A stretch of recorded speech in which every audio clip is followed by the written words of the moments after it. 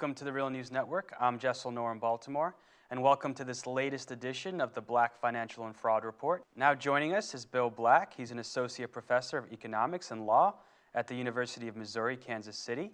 He's a white-collar criminologist and former financial regulator.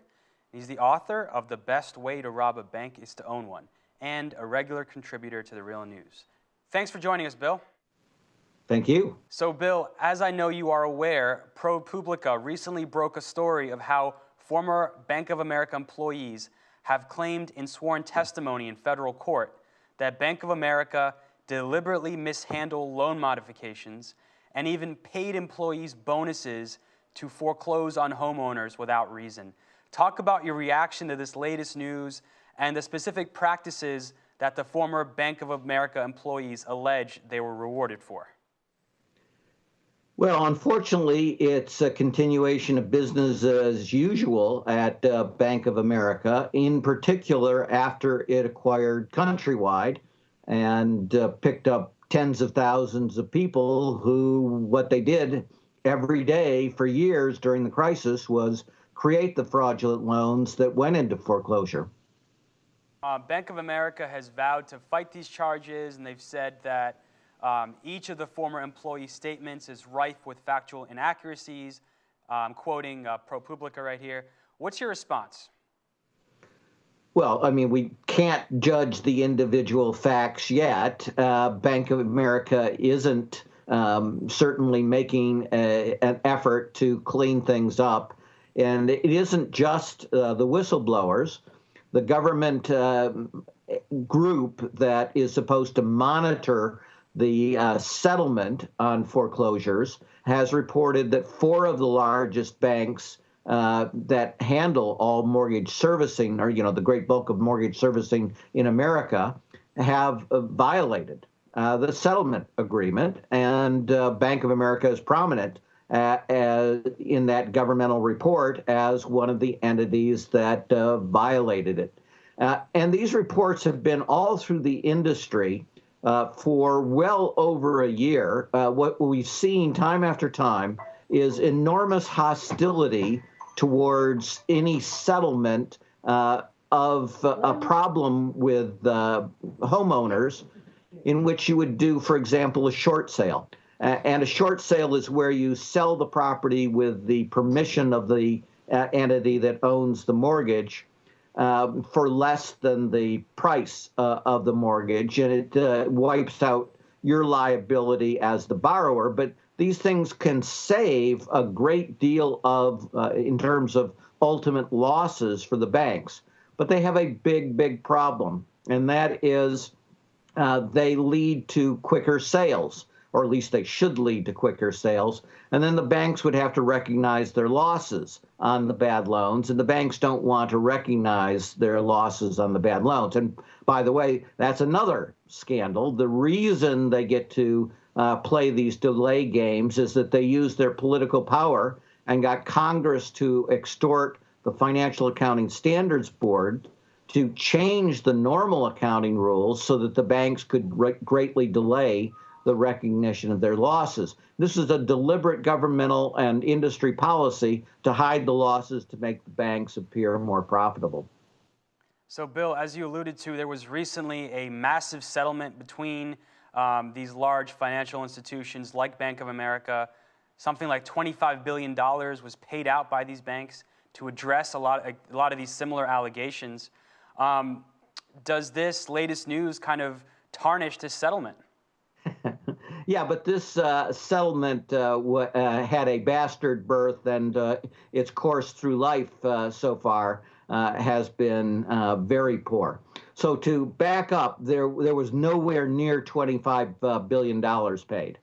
That was, again, a whole bunch of governmental propaganda and industry propaganda. The actual cash flows were dramatically lower than that. And the average cash flow to a actual human being who was wronged by these folks is somewhere in the order of under $20,000. In many cases, substantially less than that. So the settlement was not something that anyone could be proud of in government. It was much worse. It was going to be much worse. It's critical to understand that the timing of this settlement was during the election, and it was very much part of the election. And there were sort of three dramas going on simultaneously. First, the deal was so bad that several of the state attorney generals, including New York Attorney General Schneiderman, Attorney General Biden, and Attorney General Harris in California, said, no, hell no, we're not going to approve this deal. The second thing was intense pressure from the Obama administration to get the attorney generals to back off their opposition.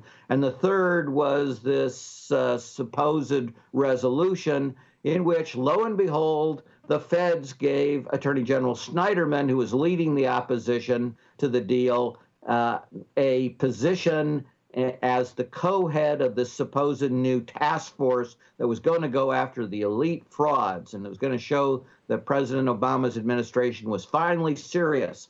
And of course, that task force turned out to be a farce. There appeared to be no new people. There were no new offices for years. They didn't indict anybody, and they immediately started talking not about bringing criminal cases, but civil cases. So this settlement, as I said, hyped as $25 billion, that isn't remotely close to that. It's well under $10 billion in cash, and it's cash they would have had to pay anyway. And doing the foreclosure relief would actually make the banks more money in real economic terms. It's just this phony accounting stuff that is actually motivating the bank's opposition to doing many of these deals. Well, so how did it get sold? The Obama administration sold it, and the banks sold it as, oh, we have completely cleaned up our act. Those were just some, rogue, bad apple types, very low-level employees who did all of this. We didn't know anything about it. Now, that story, of course, was preposterous from the beginning, but the government very carefully didn't actually investigate. And then as the first part of the settlement, the government said it was going to hire all these private contractors, and they were going to investigate. And that went on for months and months and racked up tens, maybe hundreds of millions of dollars in fees to these outside outsourced contractors. In other words, the accountants that helped cause the crisis. And then they gave up, saying the records are so disastrously bad at the banks that we can't tell how bad the situation is. We can't tell who was screwed. So we'll go to a completely new system where we sort of give more relief to some folks, and again, premised on the banks have completely changed their act. Well, the government then brought a civil suit, not a criminal action. And why did it bring that civil suit? Because there was a whistleblower. And then they held a press conference, and they praised all the governmental, the prosecutorial officials, and never mentioned the whistleblower who actually brought them the suit. And the whistleblower brought them all the good stuff, including the internal documents that proved that Bank of America was warned in advance that it was going to continue with a program that was going to make massive amounts of fraudulent loans. And the warnings proved to be true. And rather than deal with it, Bank of America, and by the way, again, this was the former Countrywide folks working for Bank of America, covered up all the fraudulent loans that they were doing, and the result was disastrous. So we knew from that governmental suit that far from being a good and reformed and now honest player, Bank of America was the old Countrywide guys who were cheating left, right, and center. And we knew that senior officials of Bank of America knew this and did nothing to do it, to stop it. And we knew that the Justice Department and its new task force refused to indict them even when the whistleblower gave them the case on a silver platter. So again, we can't judge the individual claims of the whistleblowers in the latest Bank of America foreclosure fraud, but we know that the bank, that what they're talking about, the organization they're talking about, is not reformed, has been rotten to the core, particularly in the former countrywide operations, but not exclusively there. And so there's very strong reason to take the whistleblowers' complaints seriously, to investigate them fully. And if we had real prosecutors, there would be real prosecutions, because even the governmental report, which, as I say, largely gave up on finding the facts, and now simply bases its actions in great part on complaints.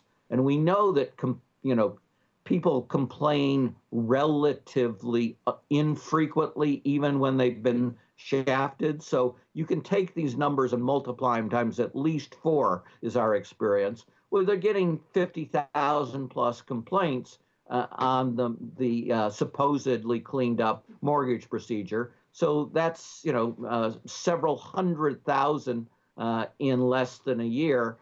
Now, the good news is it used to be literally millions of cases of foreclosure fraud a year. So maybe, in fact, we've reduced it from a massive fraud epidemic to only a moderately huge fraud epidemic.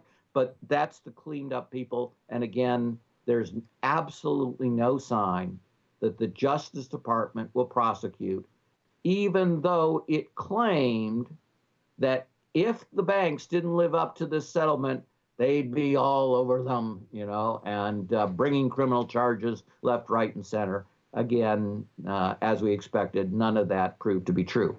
But since I've done lots of negative news, let me give you one that, if it proves true, would be good news and could very much relate to this down the road.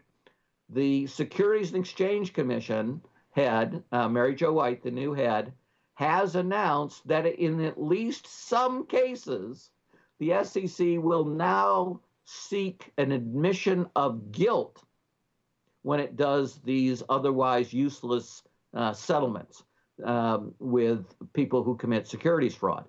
And the banks, if the whistleblowers' complaints are true, would have not only committed other forms of fraud, they also would have committed securities fraud. And I would remind folks that is a felony in the United States. It can be charged as both a civil and a criminal wrong. Thank you so much, Bill, and we'll certainly keep following all of these stories. Thank you. And thank you for joining us on the Real News Network.